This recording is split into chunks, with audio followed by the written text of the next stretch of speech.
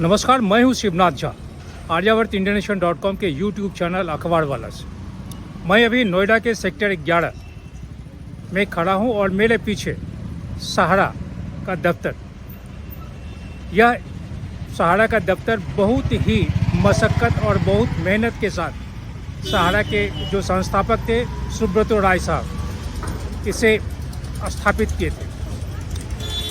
सुब्रतो राय साहब को मैं पिछले 40 वर्षों से जानता हूँ। सन 78 में स्थापित करने के बाद जब पटना में पहली बार 80-81 में एक दफ्तर खुला था बुध मार्ग पे, शायद आज के लोग इस जगह को नहीं जानते होंगे, खासकर जो दिल्ली में है। हम लोगों ने उस जगह को देखा है। 80 में एक जगह है बुध मार्ग पे जहाँ रघुनाथ पांडे का मकान हुआ करता था। रघुनाथ पांडे के मकान में एक भारत मेल नाम का अखबार निकलता था और उसी अखबार के दफ्तर में सहारा का दफ्तर सहारा इंडिया खुला। बाद में गांधी मैदान के कोने पे मोना सिनेमा में सहारा का दफ्तर खुला। यह समझ में नहीं आया लोग कि अररिया में जन्म लिया चंदू, अररिया के लोग उन्हें चंदू के नाम से जानते हैं।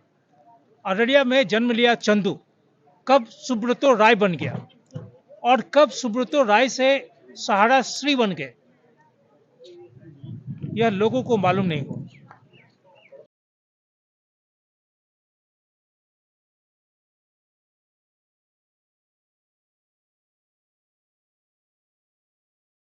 सहारा का जब स्थापना हुआ था, स्थापना के बाद सुब्रतो राय अपने छोटे भाई के साथ, जीवी राय साहब के साथ और एक दो और अधिकारियों के साथ सबसे पहले सन 84 में पटना में एक प्रेस कॉन्फ्रेंस किए थे। इंदिरा गांधी का उस समय हत्या नहीं हुई थी। यह करीब 84 के शुरुआती महीनों की बात है। पटना में उस जमाने में एक होटल नया पटना के फ्रेजर रोड पे बना था, सम्राट होटल। सम्राट होटल का जो स्थापना हुआ था यह पटना के फ्रेजर रोड पे, पटना रेलवे स्टेशन के कुछ आगे, ठीक डी लाल एंड सन्स के सामने में यह होटल बना था। और इस होटल के ठीक दाहिने करीब 135 डिग्री के कोण पे आर्यावर्त इंटरनेशनल अखबार का दफ्तर था।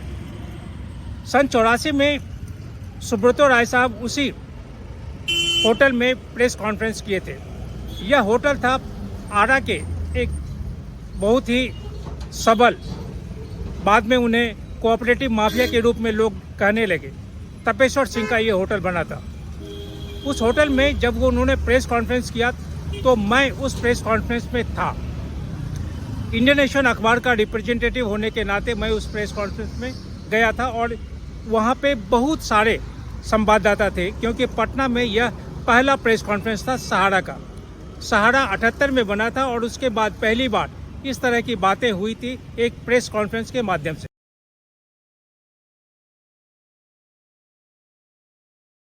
उस जमाने में प्रेस कॉन्फ्रेंस में जितनी भी बातें बोली गई थी उसमें कुछ मुख्य बातें ये थी कि उन्होंने जो चिट फंड शुरू किया था उसमें पटना की सड़कों पे, पटना के गली कूचे, जहाँ भी छोटे छोटे लोग, उन तमाम लोगों से 10 रुपये 20 रुपये का कलेक्शन शुरू किया गया था। सुब्रतो राय साहब ने यह कहा था, स्पष्ट रूप से कहा था कि सहारा आज जिस तरह से मैं यहाँ शुरू कर रहा हूँ, आने वाले दिनों में सहारा देश के किसी भी क्षेत्र में ऐसा नहीं होगा जहाँ सहारा की उपस्थिति नहीं होगी। उद्योग से लेकर संचार के माध्यम तक या विभिन्न क्षेत्रों में सहारा पहुँचेगा। उस ज़माने में लोगों को विश्वास नहीं हुआ, मैं चश्मदीद गवाह हूँ। लेकिन सन 84 के बाद आज 2023 में सहारा की जो उपलब्धि देखा गया, उसमें जिस तरह से उन्होंने अकेले या अपने साथ में अपने विश्वसनीय लोगों को लेके जिस तरह आगे बढ़े, जहां तक पहुंचे, शायद भारतवर्ष में बहुत कम लोग ऐसे हैं। हाँ, रिलायंस के धीरू भाई अंबानी का नाम ले सकते हैं इस जगह पे।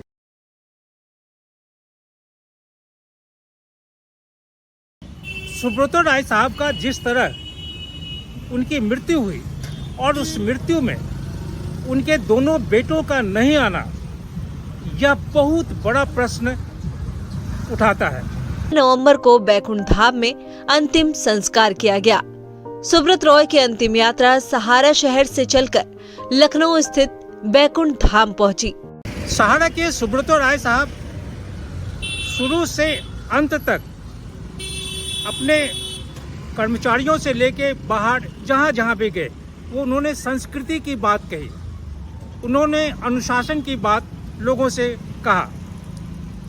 खास करके उन्होंने ये कहा कि परिवार में संस्कृति को हम अपने संस्कृति, जो पारिवारिक संस्कृति है, उस संस्कृति को धरोहर के रूप में मुझे रखना होगा। बहुत सारे लाखों करोड़ों लोगों ने उनकी बातों को तवज्जो दिया, उनकी बातों को अख्तियार किया, बात माने। लेकिन उस बात को कहने में या उस बात को समझने में कहाँ उनसे चूक हुई कि शायद वह बात अपने दोनों पुत्रों को नहीं बता सके, या उनके दोनों पुत्र उनकी उस बातों को अहमियत नहीं दे सका, या उस संस्कृति को वह ग्राह्य नहीं कर सका। अगर ऐसा होता तो शायद सहारा के जो संस्थापक सुब्रत राय की मृत्यु के बाद उनके दोनों पुत्र मुखाग्नि देते, लेकिन ऐसा नहीं हुआ। आज हजारों हजार करोड़ की संपत्ति का मालिक होने के बाद भी जब उनकी मुखाग्नि के समय उनके दोनों पुत्र नहीं थे, तो संपूर्ण राष्ट्र के सामने एक सवाल उठा, आखिर संस्कृति कहाँ चली गई? क्या सिर्फ संस्कृति के नाम पे विपणन हुआ था, मार्केटिंग हुआ था? सहारा प्रमुख सुब्रत रॉय के निधन की खबर से हर कोई सन्न है। नम आंखों से उन्हें विदाई दी जा रही है। सहारा शहर में उनके पार्थिव शरीर को मुखाग्नि उनके बड़े पोते हिमांक ने दी। सहारा ग्रुप के चेयरपर्सन के अंतिम यात्रा में अलग अलग खेमों से जुड़े दिग्गज शामिल हुए। जिस समय दरभंगा के महाराजा धीराज डॉक्टर सर कामेश्वर सिंह की मृत्यु हुई, साल था 1962। उस मृत्यु के 3 वर्ष पहले 1959 में मेरा जन्म हुआ था। स्वाभाविक है कि मैं 1962 में महाराजा की मृत्यु को नहीं देखा था, लेकिन 62 के बाद आज 2023 में दरभंगा राज को जिस तरह से स्थापित करने में तकरीबन 250 वर्ष लगे थे, उस 250 वर्ष का जो किला था, जो एम्पायर था, जो एम्पायर था, उस एम्पायर को समाप्त होने में उनकी मृत्यु के 1962 से आज 2023 60 वर्ष भी नहीं लगा। दरभंगा राज नेस्तो नाबूद हो गया। फिर सहारा जिस 1978 में जिस संस्था की स्थापना हुई, आज 2023 40-45 वर्ष की इस संस्था को समाप्त होने में कितना समय लगेगा, अथवा इस संस्था को पुनः अपने मुकाम पे बनाए रखने या आगे ले जाने में कौन लोग आगे आएंगे, यह एक बहुत बड़ा प्रश्न है।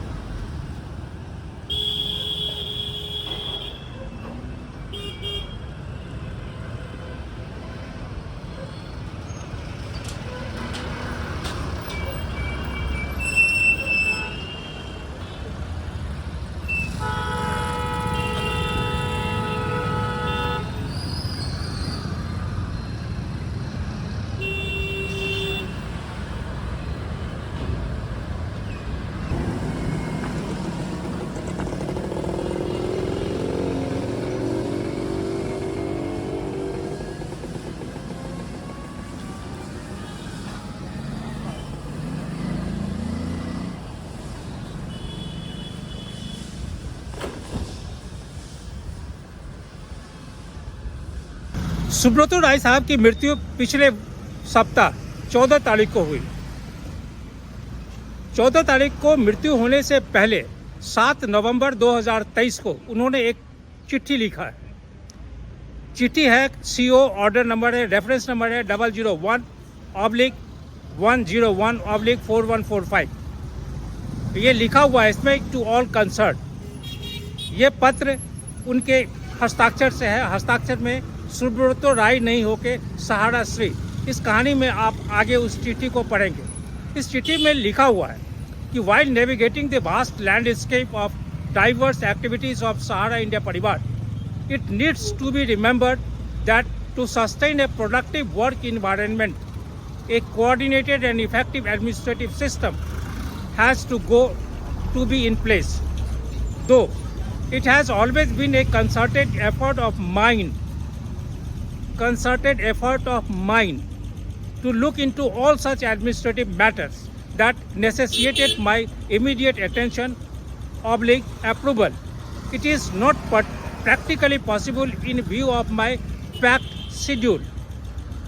सहारा श्री बीमार थे, अस्पताल में डॉक्टर की देखरेख में थे। फिर इन्होंने लिखा है packed schedule.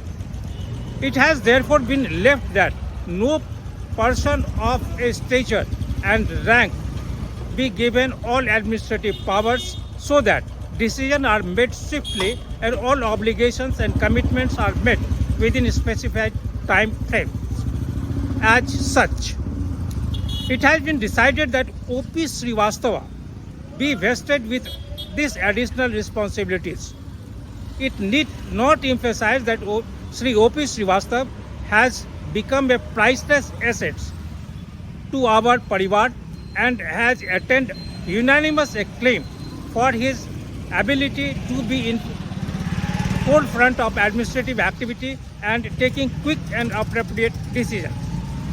Sri O.P. Srivastava, in his additional new capacity, will have full authority to clear staff welfare expenses like medical, educational, marriage-related bills, travel और इस तरह उन्होंने ये जो चार्ज था एडमिनिस्ट्रेटिव चार्ज ये सारा O.P. श्रीवास्तव साहब को 7 नवंबर 2023 को दे दिया, यानी अपनी मृत्यु से एक सप्ताह पहले।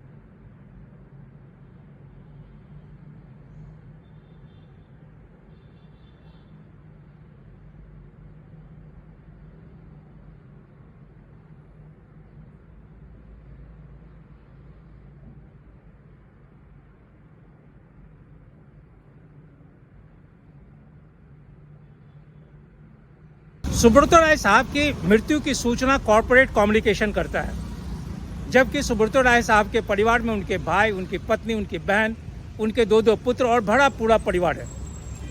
मैं बहुत लोगों से बात किया और लोगों से फ़ोन पे पूछा तो उन्होंने कहा कि यह एक ऑर्गेनाइजेशन हो गया और ऑर्गेनाइजेशन में कॉर्पोरेट कम्युनिकेशन सबसे ऊपर है, इसलिए जिस तरह की भी सूचना होगी वो कॉर्पोरेट कम्युनिकेशन देगा। फिर एक सवाल, सुब्रतो राय साहब बिहार के अररिया से जिस जगह से पूरे भारतवर्ष में अपना नाम का, अपने काम का परचम लहराया, चाहे जिस तरह से भी हो, इसकी चर्चा आगे। उस दृष्टिकोण से जब वो पूरे को परिवार बोलते हैं तो उनके परिवार के लोग इसकी सूचना क्यों नहीं दिए? क्या यह भी एक कारण है कि उनके पुत्र उनके अंतिम संस्कार में शामिल नहीं हुए, या यह भी संभव है कि यह चिट्ठी O.P. श्रीवास्तव साहब को लिखी गई है चिट्ठी शायद एक कारण रहा हो कि उनके पुत्र या उनके घर के जो अन्य सदस्य हैं, पत्नी हैं या भाई हैं या और जो भी लोग हैं, वो इसे अन्यथा कहीं न ले लें।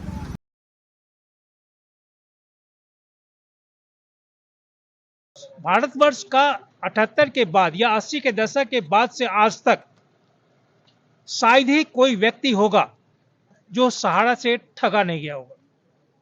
रिक्शा वाला, रेडी वाला, साइकिल वाला, पंचर साटने वाला, मेहनतकश लोग जितने, चाहे वो सड़क के किनारे बेचते हैं वो, या फिर जो छोटे छोटे लोग थे, उन तमाम लोगों को 10 रुपया 20 रुपये का एक निवेश के नाम पे, बचत के नाम पे यह संग्रह करना शुरू हुआ। यह बात 80 की है। पटना में जो आज लोग 80 के दशक में उन्हें देखे हैं वो सभी लोग जानते हैं। और फिर सहारा श्री, सहारा इंडिया और सहारा का अखबार निकला।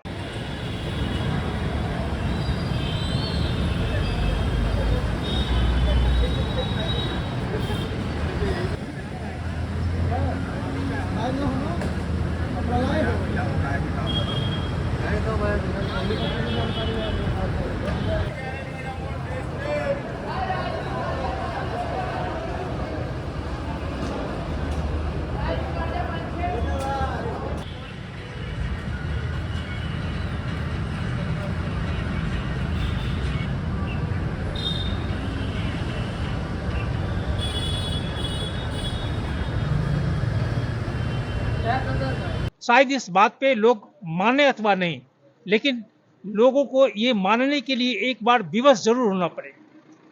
भले सहारा इंडिया अखबार निकाला, टेलीविजन निकाला, बहुत सारे जो प्रचार प्रसार के साधन है उन्होंने निकाला, लेकिन लोगों का विश्वास नहीं जीत सका। सहारा में काम करने वाले जितने भी मीडिया कर्मी हैं, चाहे टेलीविजन में काम करने वाले मीडिया कर्मी हैं, उनका जो समाज में जो पाठकों और दर्शकों के बीच जो विश्वास होना चाहिए वो नहीं हो पाया।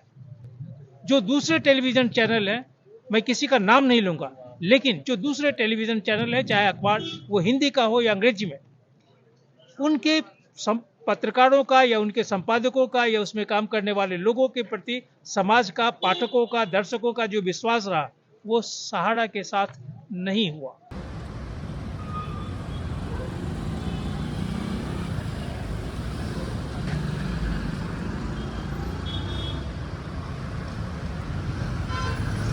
अस्सी के दशक में मैं पटना से प्रकाशित आर्यावर्त इंटरनेशनल अखबार में काम करता था। उन दिनों काम किए करीब 5 साल हो गया था। अररिया के हमारे जो कॉरेस्पोंडेंट थे बहुत सारी बातें करते थे, आज वो नहीं है, लेकिन उन दिनों अररिया के रहने वाले जितने भी लोग हैं उन लोगों का कहना है कि सुब्रतो राय अपनी अररिया उनका मातृक है, वहाँ उनका माँ का घर है, यह पैतृक घर उनका नहीं है। तो उनकी माँ को जो जमीन मिली थी उस जमीन में कोई कह रहा है 2 कट्ठा, कोई कह रहा है 4 कट्ठा, लेकिन माँ की जमीन को बेचकर उन्होंने इस व्यवसाय में आए थे। लोग बाग का कहना है कि अगर बिहार की बात हो और बिहार में जातिवाद की बात नहीं हो, जाति के बारे में लोगों की चर्चा नहीं करे, तो ये हो ही नहीं सकता है। इधर सहारा के मुखिया सुब्रतो राय की मृत्यु हुई और अब लोगों का कहना है कि बिहार में जितने भी कायस्थ समुदाय के लोग हैं, उत्तर प्रदेश में जितने कायस्थ समुदाय के लोग हैं, सभी लोग खास करके जो आर्थिक रूप से बहुत संपन्न है, जिनकी पकड़ भारत की राजनीतिक व्यवस्था में केंद्र में, इसके पीछे हमारे दाहिने प्रधानमंत्री कार्यालय, गृह मंत्रालय, वित्त मंत्रालय, ये चतुर्दिक, इन मंत्रालयों में जिन कायस्थों की पकड़ है, चाहे वो राजनेता हो, चाहे ब्यूरोक्रेट हो, टेक्नोक्रेट हो, जो क्रैट हो, वो सहारा को क्रैक करने की कोशिश जरूर करेंगे, ये भी पक्का है।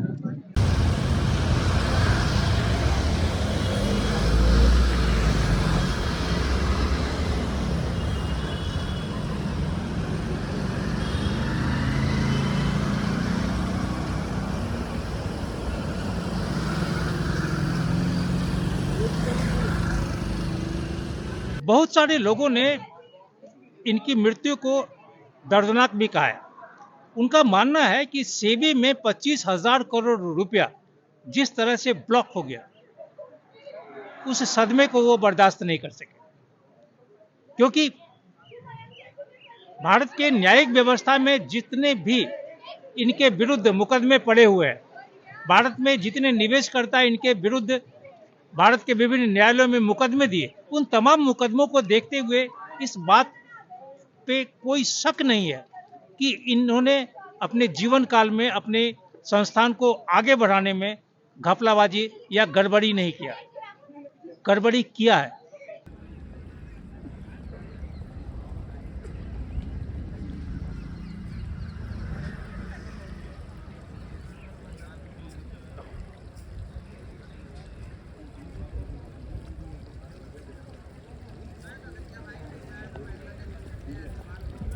सेबी 2022 में 31 मार्च को सेबी ने एक आखिरी अपडेट दिया था, जिसमें उसने कहा था कि इसके हिसाब से अब तक 17,526 आवेदनों की कुल राशि 138 करोड़ रुपए बताई गई, यह बकाया है। सेबी ने कहा कि 31 मार्च 2023 तक बैंकों में जमा कुल राशि करीब 25,163 करोड़ रुपए है।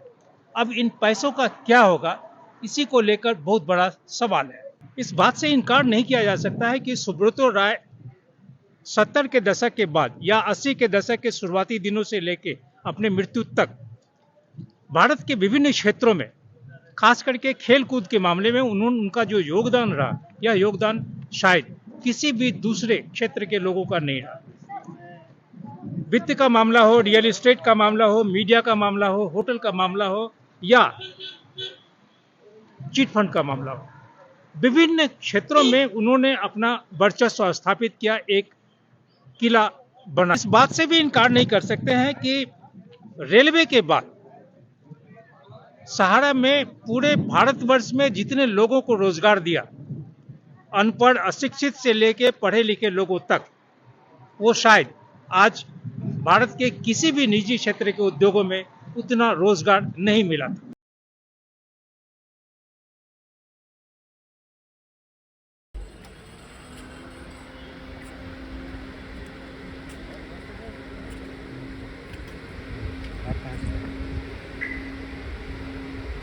लेकिन कभी लोगों ने इस बात पर ध्यान नहीं दिया कि शिक्षा के क्षेत्र में सहारा का कोई योगदान नहीं रहा। इन वर्षों में उन्होंने, या सहारा इंडिया परिवार, जो परिवार लोग बोलते हैं कि सहारा इंडिया ने भारत के विभिन्न क्षेत्रों में अर्थोपार्जन के लिए विभिन्न कार्य किए, लेकिन शिक्षा के क्षेत्र में सहारा का योगदान शून्य रहा।